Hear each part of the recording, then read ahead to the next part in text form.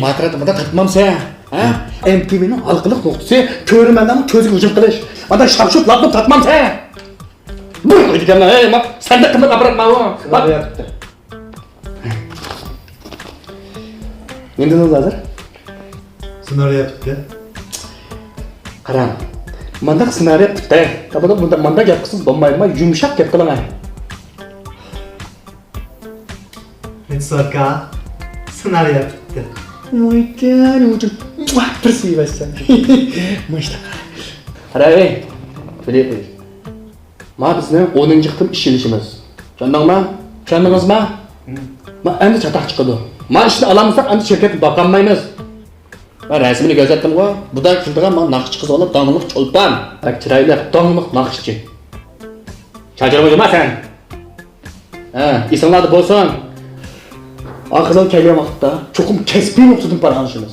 Canım siz operatorluq yapılın. Sen operator doğruluk yapıl, aparat doğruluk. Ben senaryo doğruluk yapılayım. Canım kesbi noktadak mühim. Bizim şolarımız değil mi? Bu tip iş. Bırak koyduk ama. Siz de bekmezsiniz. Senet kılınız. Andır tutakınız.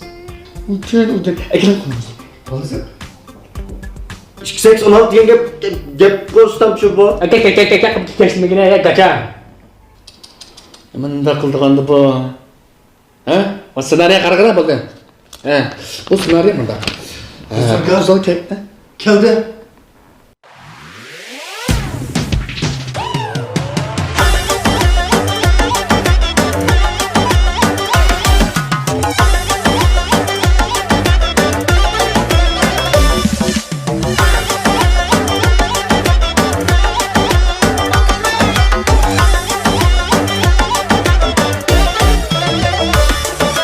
Anam bilib qalmısın, ögüzəmgə daşıma.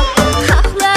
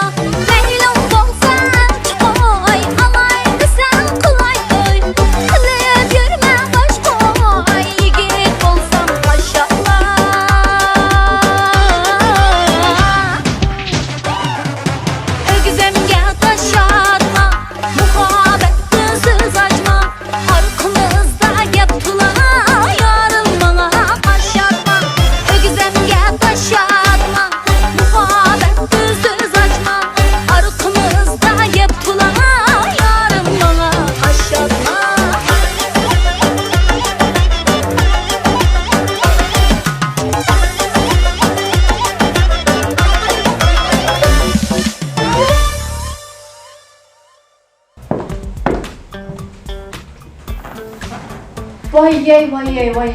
Bir gün keşfi olunca kiçikkina bir işni qamlaştıramay, kun keşfi ketdi mana. Hamma bir gün sizlarni odadanlardi bu şirket vayron bo'lib qolishadi.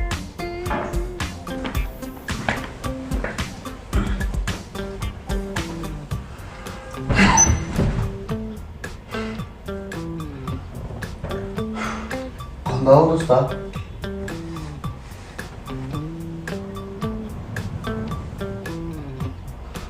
İşini qilishar.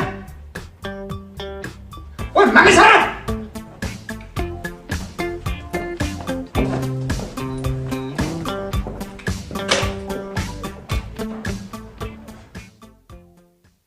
Ray. Ağzım şu adamın Ya okşak bizim ben. ya aldığımı böyle kurtarsan aklına kavradım. Ya aldım. Kızı da alacağım. Var güzel kızlamışmış şahada adamında. Dünya kanunu bakacak. Şahada gülerden bir iş koydum. Ha? Kim?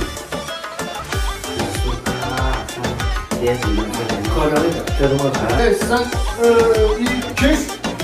Ama